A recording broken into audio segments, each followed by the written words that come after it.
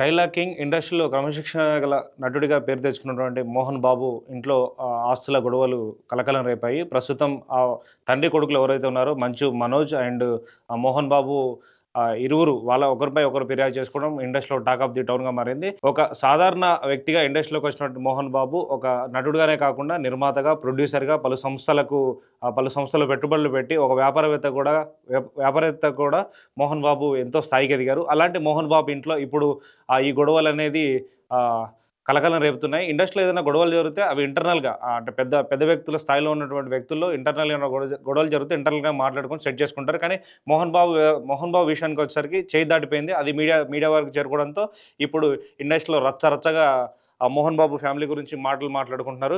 ఈ క్రమంలో అసలు మోహన్ బాబు ఆస్తులెన్ని, అసలు ముగ్గురు పిల్లలకి ఆయన ఎలా పంచారనేది ఈ వీడియోలో తెలుసుకుందాం. విలక్షణ నటుడిగా పేరు తెచ్చుకున్నటువంటి మోహన్ బాబు దాదాపుగా 500లకు పైగా సినిమాల్లో నటించి ఒక మంచి పేరు సంపాదించుకున్నారు. ఇండస్ట్రీలో స్టార్టింగ్‌లో ఒక విలన్‌గా, కమెడియన్‌గా సహాయ పాత్రలు పోషించినటువంటి మోహన్ బాబు తర్వాత హీరో స్థాయికి ఎదిగారు. దాదాపుగా 200లకు పైగా సినిమాల్లో హీరోగా నటించినటువంటి మోహన్ బాబు ఆ తర్వాత రాజకీయాల్లోకొచ్చారు. టీడీపీ నుంచి సభ్యుడిగా ఉన్నటువంటి మోహన్ బాబు ఆ తర్వాత టీడీపీ నుంచి బయటకొచ్చి 1992లో శ్రీ విద్యానికేతన్ ఎడ్యుకేషన్ ట్రస్ట్‌ను ప్రారంభించారు. ఈ ట్రస్ట్‌లోనే స్కూల్‌తో పాటుగా ఇంజినీరింగ్, ఎంబీఏ, ఎంసీఏ కాలేజీలతో పాటుగా కా మెడికల్ రంగానికి సంబంధించినటువంటి ఫార్మా, నర్సింగ్ కాలేజీలు కూడా ఈ ట్రస్ట్ పరిధిలోనే కొనసాగుతున్నాయి. దాదాపుగా 1000కి పైగా ఎకరాల్లో ఈ ట్రస్ట్ ఉన్నట్టుగా తెలుస్తుంది. అయితే ఇక మోహన్ బాబుకున్న ఆస్తుల్లో ఇవే ప్రధానంగా చెప్పుకోవచ్చు. ఈ విద్యా సంస్థలు 100 ఎకరాల్లో కొనసాగుతున్నాయి. వేలాది మంది విద్యార్థులు ఇందులో చదువుకుంటున్నారు. ఇందులో చదువుకున్న విద్యార్థులు అమెరికా, ఆస్ట్రేలియా లాంటి దేశాల్లో కూడా ఉద్యోగాలు చేస్తున్నారు. ఇక మోహన్ బాబుకు హైదరాబాద్‌లో ఇటు హైదరాబాద్‌తో పాటు రంగారెడ్డి జిల్లాలో ఉన్నటువంటి జల్పల్లిలో ఉన్నటువంటి ఫామ్ హౌస్ కూడా ఉంది. అది దాదాపుగా 100 ఎకరాల్లో పైనే ఈ ఫామ్ హౌస్ ఉంది. హైదరాబాద్‌లో ఉన్నటువంటి ఫిల్మ్ నగర్‌లో ఉన్నటువంటి ఇల్లు తన కూతురైనటువంటి లక్ష్మీ ప్రసన్నకు ఆయనే రాసిచ్చినట్టు చాలా ఇంటర్వ్యూలో చెప్పుకొచ్చారు. ఇక రంగారెడ్డి జిల్లాలో ఉన్నటువంటి జల్పల్లిలో ఉన్నటువంటి ఫామ్ హౌస్‌లో ప్రస్తుతం మంచు మనోజ్ ఉంటున్నారు.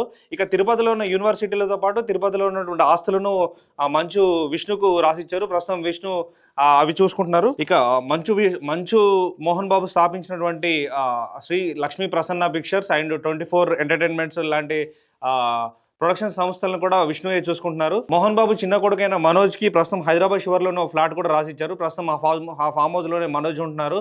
అయితే గత కొంతకాలంగా ఈ తిరుపతిలో ఉన్నటువంటి యూనివర్సిటీలకు సంబంధించి తిరుపతిలో ఉన్నటువంటి ఆస్తుల విషయంలో ఫ్యామిలీలో గొడవలు జరుగుతున్నాయి. కాలేజీలతో పాటుగా ఆస్తుల్లో తనకు కూడా బాగా సగం భాగం ఇవ్వాలంటూ మనోజ్ పట్టుబడుతున్నట్లుగా తెలుస్తుంది. బయటికి ఆస్తుల విషయంలో గొడవలు ఏం జరగట్లేదని మనోజ్ చెప్పుకొస్తున్నప్పటికీ ప్రధానంగా దాని గురించే ఇష్యూ జరుగుతున్నట్టుగా తెలుస్తుంది. అయితే దీనికి ఒప్పుకోకపోవడంతో మోహన్ బాబుకును మనోజ్‌కు మధ్య గొడవలు జరుగుతున్నాయని మనకు ఇంటర్నల్‌గా తెలుస్తుంది. అయితే ఈ విషయంలో విష్ణు మాట్లాడుతూ ప్రతి ఇంట్లో గొడవలు సహజమేనని దీన్ని మేము కూర్చొని సాల్వ్ చేసుకుంటాం అంటూ చెప్పుకొస్తున్నాడు. అయినప్పటికీ చిన్నగా విషయాలు బయటకొస్తూ పెద్దగా దారితీస్తున్నాయి ఈ వ్యవహారాలన్నీ.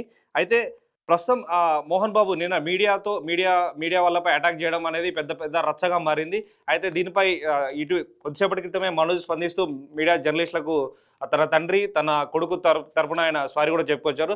అయితే మీడియాపై మోహన్ బాబు చేసినటువంటి దాడిపై పోలీసులు పలు సెక్షన్ల కింద కేసు కూడా నమోదు చేశారు. దీనిపై మోహన్ బాబు హైకోర్టులో లంచ్ మోషన్ పిటిషన్ కూడా వేశారు. కాసేపట్లో దీనిపై కోర్టు కూడా తీర్పు వెల్లడించనుంది.